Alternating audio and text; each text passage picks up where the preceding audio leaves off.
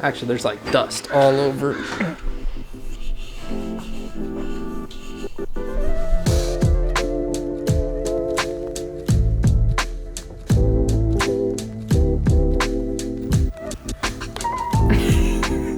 Today we're going to show you how to make a DIY modern video and photo backdrop. So to make this, it's really just a 4x8 sheet of plywood. We used 1/2 inch because it's less heavy and we had to carry it up to the 3rd story where this is. The actual lines on top of it are just made out of a 1.5 inch by 3/4 inch trim. We sanded down the edges of the plywood just a little bit to make it smooth to the touch. After we were done sanding, we went ahead and rolled on a coat of primer just so that it was nice and prepped for painting.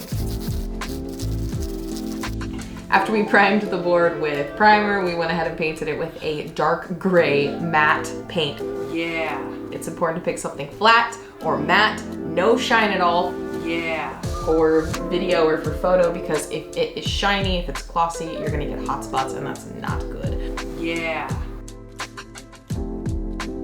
To figure out the design for our backdrop, I'd already been pinning a lot of these like accent wall style pieces and I really like the look, and so I'm super drawn to an asymmetrical feel and he really likes a very symmetrical, clean, evenly spaced look. And so after a bunch of different iterations, we ended up on, what if we made it look like Tetris pieces and then put it on an angle? So I don't actually know if you noticed, but these are all Tetris shapes, actual true Tetris shapes. We made sure that they were all true to the Tetris game in color and everything, the right shape and orientation. And so that's just like a fun thing. We like video games, and so we figured, why not add a bit of us into it, you know?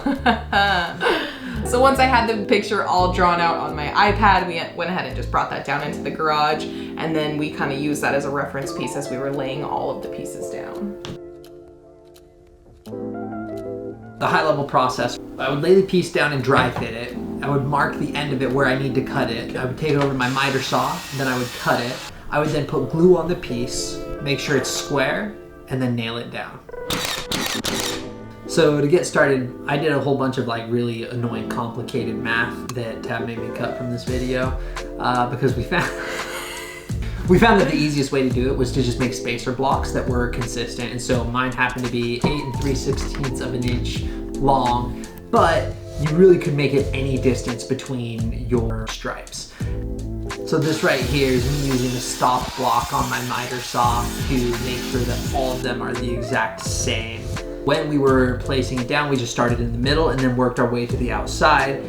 The measurement isn't as important as the consistency, because if you were to take 2 inconsistent spacer blocks and put 2 pieces of trim on either side of them, they're not going to be parallel. I cut a bunch of pieces of trim the length of the spacer blocks. That way, if I had any pieces that were just going to bridge between 2 of the parallel lines, I could just put it in without having to measure. Good. It smells delicious. It smells like a Pinewood frickin' derby.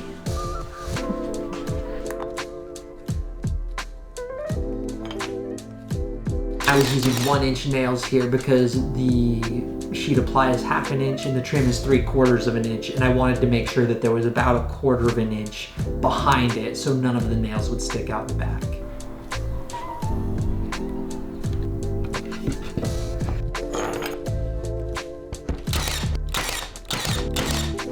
Now you can take out all those temporary pieces and get that other way lined up. So if these had not just been made out of scrap, I would have actually made them squares that were 8 3/16. That way it wouldn't matter which way I had them. Oh, but now because you have to this pay was attention. just this was just a piece of scrap that I had, so I figured I would just not waste more plywood. Cut him.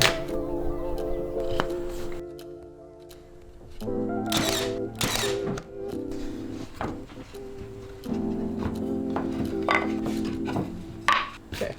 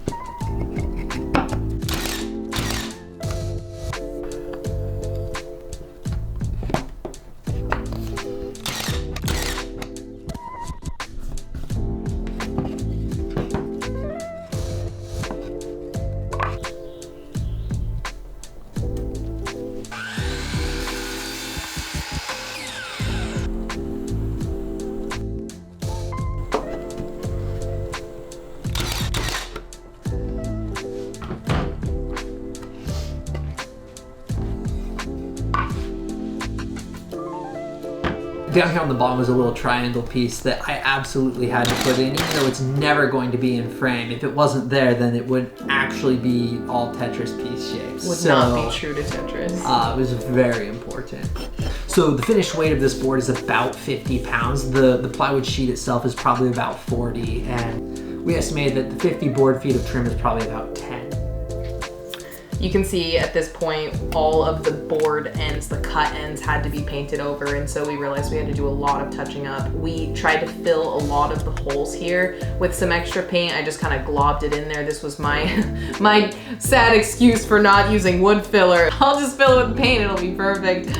But yeah, we were hoping that our touch-up job would be good enough to go with, but you could definitely tell where we touched up, and so I had to bring the whole thing in the house, put on some Arrested Development and paint the whole thing, which I did not want to do. I did not want to paint the whole thing. Ended up having to do it anyway, so save yourself the tears and just paint the whole thing at the very end. Make it nice, use your wood filler, you do a great job.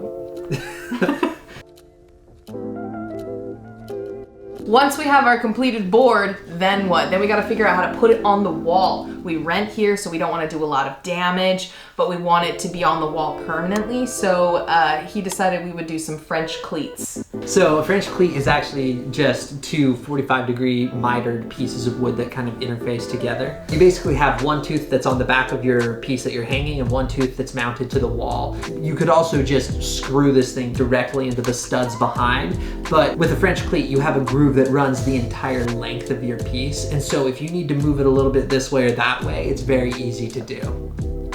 You'll definitely want a level. Good. It's level. It's also really quick to hang up. We literally just lifted it off the floor and hung it on the wall. It was easy. We weren't holding things up, hoping that it was working. You just hung it up and it was done. We picked this dark gray color because the plain kind of beigey white wall that's underneath it is very similar to our skin tones, and so there was just no way we would have enough contrast. We really wanted to have this part of the video be more eye-catching, and so that's kind of our motivation behind why we chose this dark color, this shade, this size, the shape, everything. So this is our dedicated photo video room, and it's really nice to be able to just drop things on the table, photograph it against this using the window light or the light dome, and take a beautiful picture any time of day with a beautiful custom handmade backdrop.